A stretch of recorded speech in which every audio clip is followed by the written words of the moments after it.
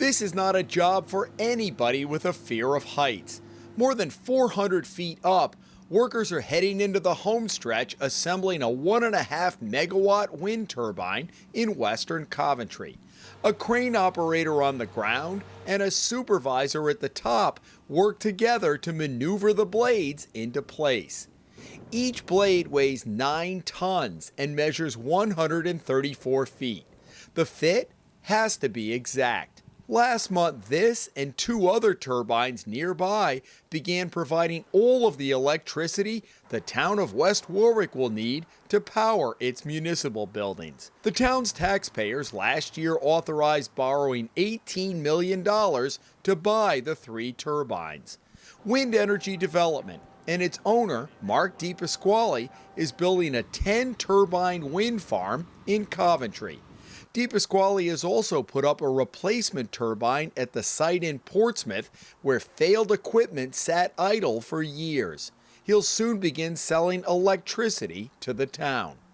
The Narragansett Bay Commission, which in 2012 put up 3 of its own turbines on the Providence waterfront, has purchased another 3 in Coventry from Wind Energy Development, putting the Bay Commission well toward its goal of using entirely renewable energy for the agency's power needs. We first reported on the Coventry project earlier this year, when the company was laying the foundations for what would eventually be last month's finished product. That's the airport right over there where that big 747 is. It hasn't been the smoothest road for DePasquale. He has faced resistance from National Grid and ridden out numerous delays to get to where he is today. And at the end of this year's General Assembly session, he faced allegations he was trying to get special legislation passed tailored specifically to wind energy development. More on that in a moment. Critics doubted whether DePasquale could succeed at a land-based project of this size, the first of its kind and scope in Rhode Island. We needed to prove to National Grid that we can work with them and create a system. We sited the turbines responsibly, and we had to show people that the economics do work and it's a safe way to manufacture electric. We're harvesting wind and making electric. DePasquale has been a quick study on wind energy. He put up his first turbine next to his own house in North Kingstown. He has visited other wind turbines and traveled to Germany, where the manufacturer Ventus is based. Germany is where this shipment came from when it arrived in June at Quonset Point.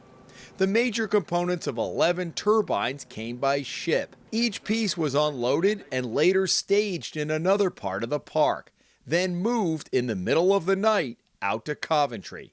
Watching the progress and their investment, a delegation from West Warwick, including council members and town manager Fred Presley. DePasquale also brought a team over from Germany for the assembly of the turbines in Coventry. We have a 10-year warranty on them, so they wanted to make sure that the first batch that went up were put correctly. We watched throughout the summer the delicate process of attaching blades to the nacelle that houses them. The first turbine took nearly 2 days to assemble. After that, the construction moved more quickly. Once you get a real vision of where to put the components, where to set, what's the next move. It's complicated, it's technical, but it's fairly routine. You know, you do, after you get the first one, everything follows the same. The final stage of construction began with the crews fastening straps on the blades that allow the crane to hoist the assembly to its final position. That's probably the hardest part of the project, is to get the blades parallel with the tower. The team's very skilled. The team in the air is skilled. The crane operator has to be very precise because you have men inside. What's difficult is you have over 150 studs, which are screws, let's call them, that have to line up with the holes exactly.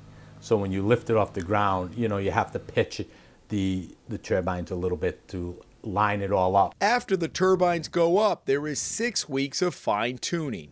Ironically, before the turbines can generate power that will go back into the system, National Grid has to energize the equipment to turn it on initially.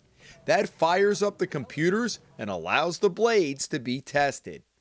After 500 hours, crews will shut the turbines down temporarily and go in to check the components, literally the nuts and bolts.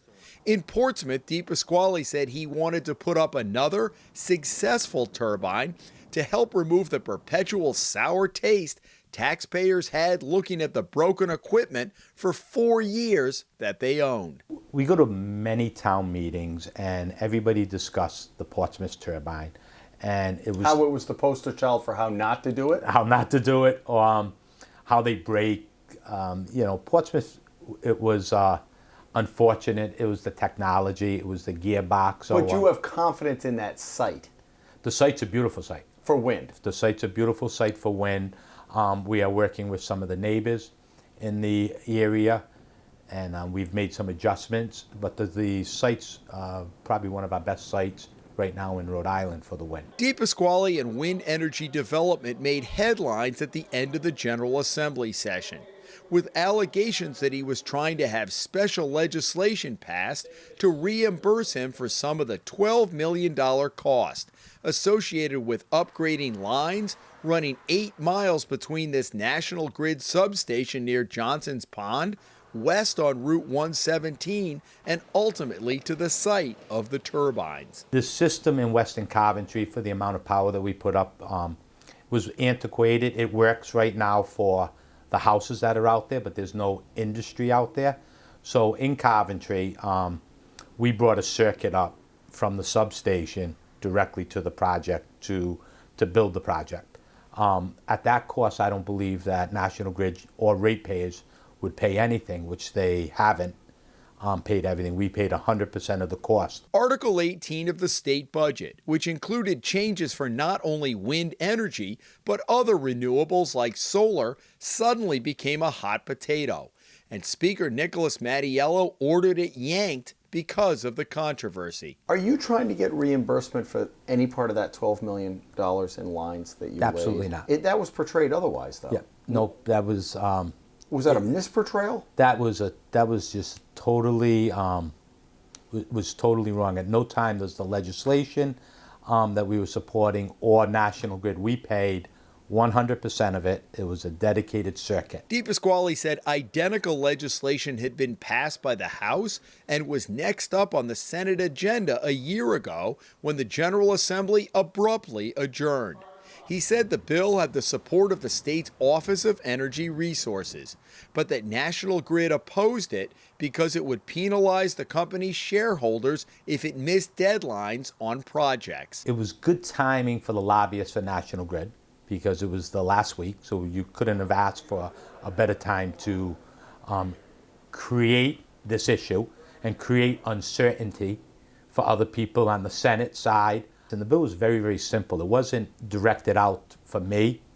It was legislation to clarify items that are out there right now for solar, for municipalities. So when you look at the true guts of the bill, it had nothing to do with Mark DePasquale, wind energy development. It had to do with the industry. DePasquale says the state needs to come up with standard guidelines for wind projects.